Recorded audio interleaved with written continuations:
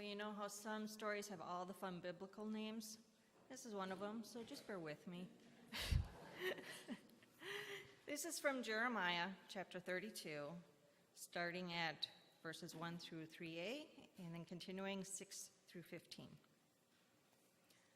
The word that came to Jeremiah from the Lord in the 10th year of King Zedekiah of Judah, which was the 18th year of Nebuchadnezzar. At that time, the army of the king of Babylon was besieging Jerusalem, and the prophet Jeremiah was confined in the court of the guard that was in the palace of the king of Judah, where King Zedekiah of Judah had confined him. Jeremiah said, "The word of the Lord came to me.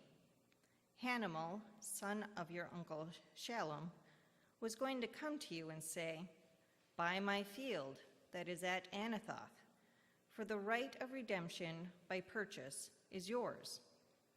Then my cousin Hanamel came to me in the court of the guard in accordance with the word of the Lord, and said to me, 'Buy my field that is at Anathoth in the land of Benjamin, for the right of possession and redemption is yours.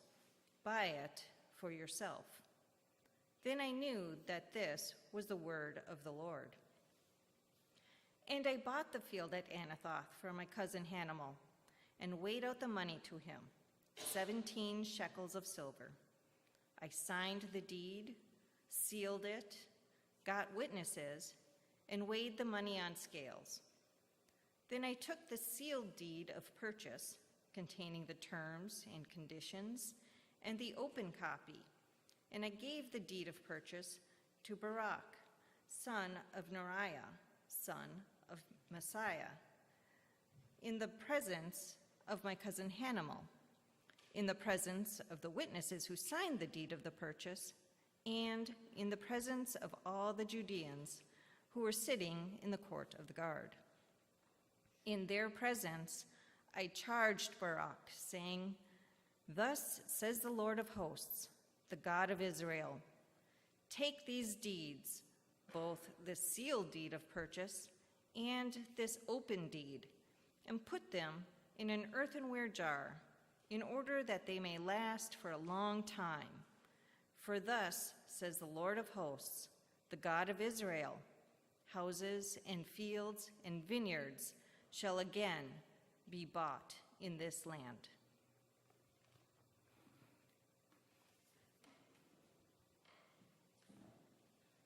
Thank you, Dawn.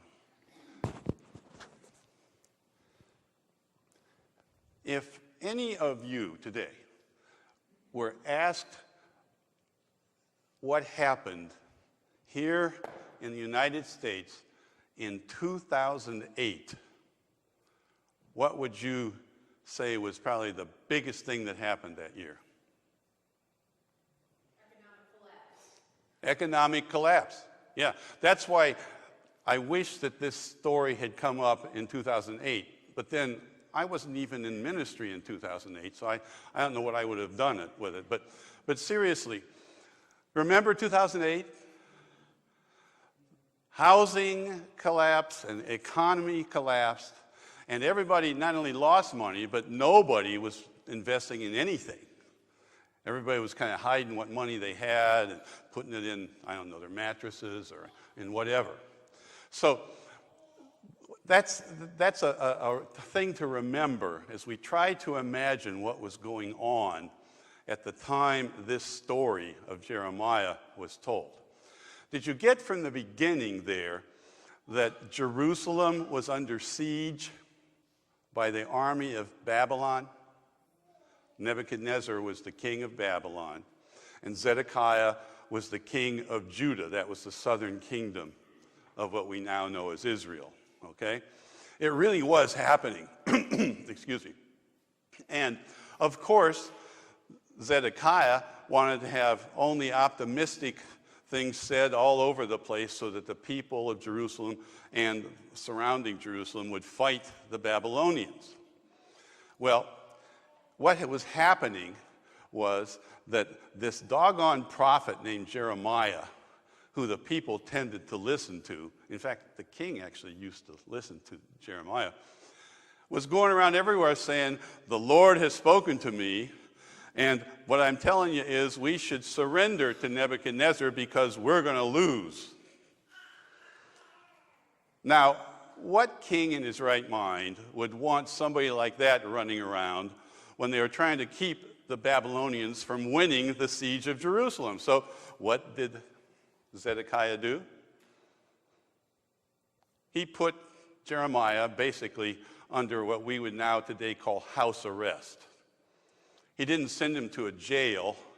They didn't really have jails back then. They either killed you or beat you up or something. But he was in one of the nicer places and he was being guarded by guards there in Jerusalem. But doggone Jeremiah, he just kept saying the same thing. King Zedekiah, give up, because I've had this oracle from God, we're going to lose. Oh, and by the way, they did. They lost eventually. The Babylonians beat them. And see, people knew back then that the way things would go, if the Babylonians conquered Judah, then they would take the leaders away and some of the people into exile in Babylon. They didn't exactly make slaves of them, but they would take them away. And they'd take over Jerusalem. They'd take over all of southern Israel. So they didn't want that to happen, and yet they didn't want to have all these people killed unnecessarily. Boy, did you ever hear of that conundrum? Seems to go on and on and on. So that's what's happening in this story. But then in the middle of all this, God speaks to Jeremiah again. And what was that story about? Who was going to come to Jeremiah? Wasn't his cousin? His cousin's going to come to him and say, hey, Jeremiah, there's this land that's just outside Jerusalem. And even though I happen to own it right now, you have inherited the right to own it through our family, okay? So, and this was true. This was nothing that Jeremiah didn't already know, but he wasn't exactly thinking of it at the time. So Jeremiah thinks about it. Yeah, that's what I want to do. I want to buy some land that Babylon will immediately take over. But God says in this oracle, Jeremiah, buy the land. Now, would you buy that land when you knew that it would be, within a short amount of time, taken away from you? That it would be occupied? Would you do that? Probably not, huh?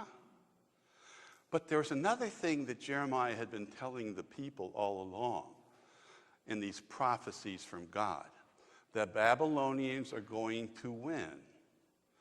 But there will come a time when we get to come back and reestablish our kingdom, reestablish Jerusalem, reestablish Judah. There will come a time, it's way off in the future. We can't really see it, but there may come a time. So this story is offered to the people of Israel, even today, to all of us, as an example of a person acting on his faith rather than his smarts, rather than his investment acumen, okay? He bought that land. Now, remember the part about the sealed deed and the open deed? Do you remember those words? That's how they used to do it. There would be the sealed deed, and no one would ever really open that unless you sold the property again. And you kind of had to trust that this copy of the deed, the open deed, was exactly the same as the one that was sealed. But he had Baruch take both of them. We don't know who Baruch was. Well, he was just the son of somebody's son that was somebody else's son. And put him in an earthenware jar. That is the same as a safe in our time. Earthenware jars were made in such a way that they were basically, when you put the top on, it was sealed. You wouldn't get a lot of air in there. You wouldn't get water. You wouldn't get moths or little things that eat up paper. So seal it and keep it for a time when we can reestablish ourselves. You see what a statement that is, a statement of faith? I mean, Jeremiah might not even be alive when Babylon no longer rules and they can come back and reestablish the kingdom of Judah. But he still acts on what he believes is good and right and what he believes God will enable to happen. What does this say to us nowadays? I was really tempted, I got to tell you, to liken the purchase of and building of this building and the purchase of this land, because what year was that done? What year was it? It was right around 2008, wasn't it? Oh boy, good move. You know, I mean, as soon as the land was bought and the building was built, it wasn't worth what we owed, because that's the way it was in America at that time, huh? Yeah. But boy, this congregation has really broken its back to keep up the mortgage payments, and we still have it, don't we? In fact, look at the things that happen here on a regular basis. We feed the community every Thursday. And boy, there's a good kitchen out there now too, isn't there? I mean, it's a lot better than it was before, and it's a commercial grade kitchen. My heavens. You talk about investments. You talk about investments. Wow. And it goes on. It goes on. There will be a concert in here that's part of the Lowell Arts attempts to raise some money for their move to Main Street. There have been other kinds of concerts here many times. And we're going to keep making this building accessible to the community as a kind of a community treasure, if you'll have it. It has good acoustics, as long as that thing hangs up there. And it has a sound system that you can plug CDs into, all kinds of really neat things.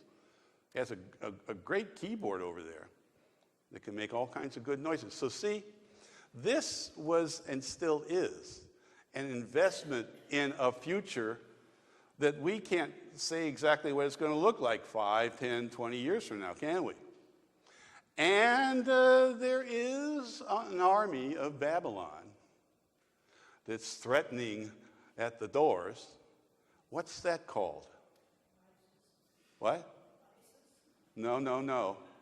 Not ISIS. No. It's right here in Lowell. The bank.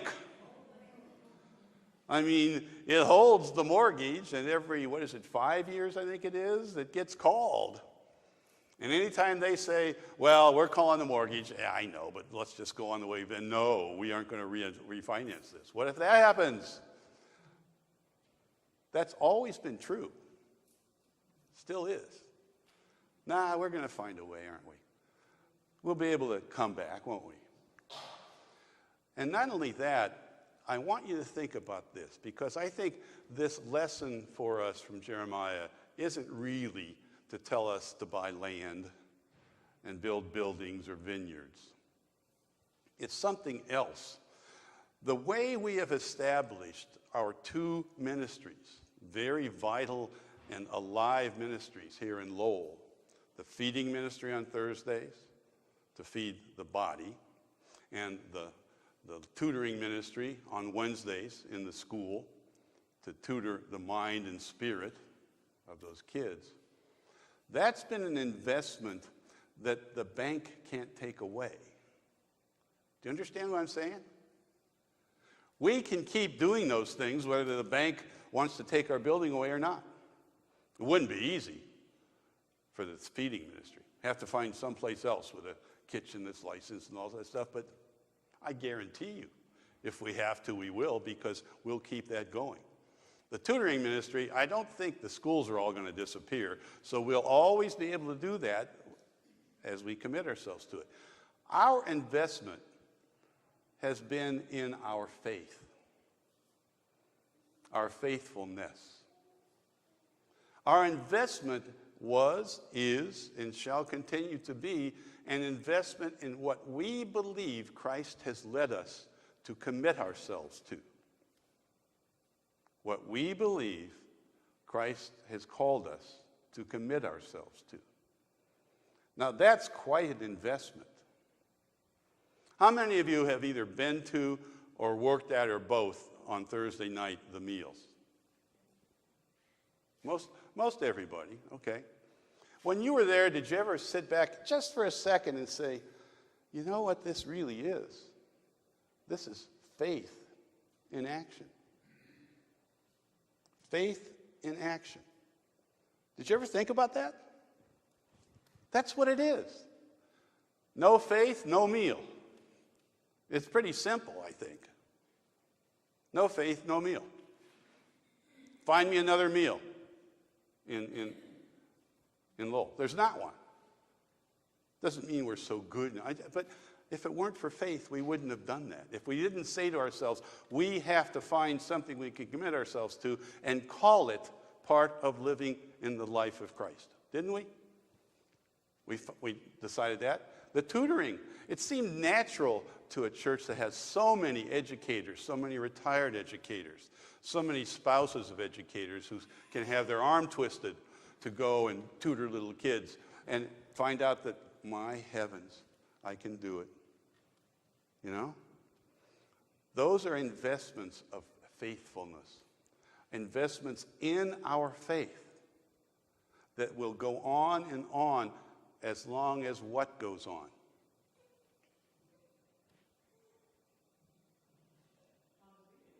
Yeah, the kind of faithfulness that is a commitment.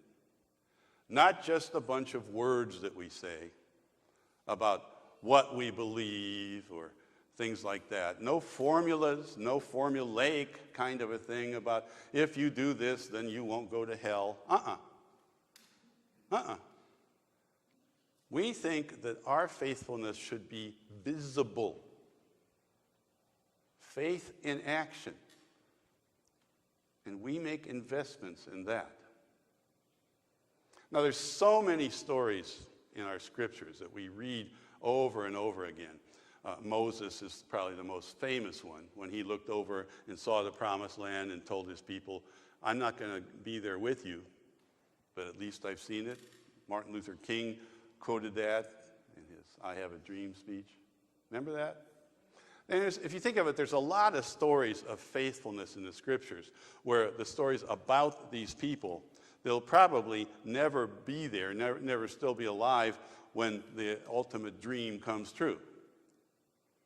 And that's sort of the story of life, if you'll have it.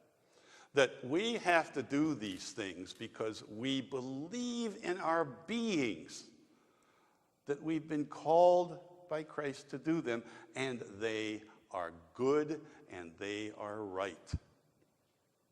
As long as we continue to make the investment of the commitment of our very lives to those things that we make faith in action happen, they will go on and on and on. And people, because they've had at least one really good, by the way, meal a week, especially some kids, maybe some people who have some chronic illnesses and they're too poor to get them treated. Maybe that's all they'll have for a while to get them over the next week to the next week, but maybe someday they're going to have a new life, huh? We know that some of them will. We know that. We know that some people who haven't got a lot of years left to live, who don't like being alone because that's the way life has worked out for them, they look forward to these meals, don't they? Because at least one time a week, they don't have to eat alone.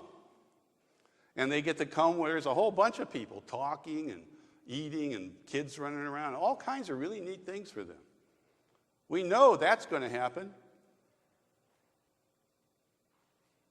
Do you understand how the story of Jeremiah's buying that land at the worst time for land speculation in history is much more than just us trying to say, you know, that's the same as our story. It is, kind of, 2008 and all that. But more than that, we now have something that we can show about our investments in faithfulness, that we ourselves can look at and understand, that we can point out to others should they ask us. There are more and more persons that aren't members of this congregation who are committing their time to making those meals work, aren't there? One or more of them at some point in time is going to look one of us in the eye and say, why are you doing this? How can you afford it? How can you be doing this? We'll have an answer, won't we? This is our investment in faith. This is what we feel called to do by Christ. It's real. It's not just some showy thing. Jeremiah wasn't going to show his investment to anybody that would think he was anything but nuts. We believe in God. We follow in the way of Christ. And we have found that it's worth making a commitment to. And it shall come to pass that someday there will be a new kingdom. There will be a lot more love in this place, not just this place, but in this town. There will be a lot more health, more spirit. There might even be more peace and more justice because of these kinds of commitments. Those with ears to hear, let them hear what the Spirit is saying to the churches. Amen.